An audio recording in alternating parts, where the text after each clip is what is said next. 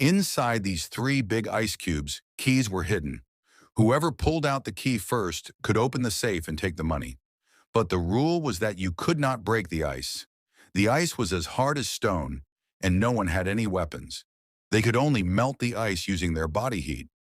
Max starts melting the ice with his tongue, but his tongue starts hurting from the cold. Dema tries to melt the ice with his feet, but his feet also start freezing. Max puts his whole body on the ice. Because of this, the ice starts melting faster. Dema starts rubbing the ice with his ring. Seeing him, Max starts rubbing it with his card.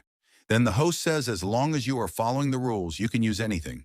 All three run to find weapons. Then one brings a drilling machine. Max picks up a rod. Dema brings a pipe.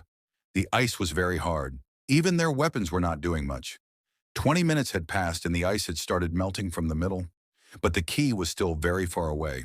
The host brings a box. Whoever gives the correct answer to the question will get a new weapon.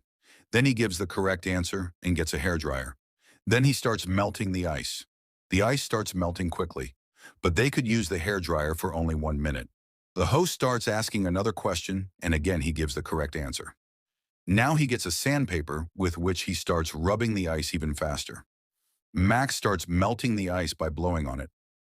Dema was turning the ice around and giving it warmth. 40 minutes had passed and a big hole had started appearing in the middle of the ice. All three started feeling that now they would get the key, but that did not happen.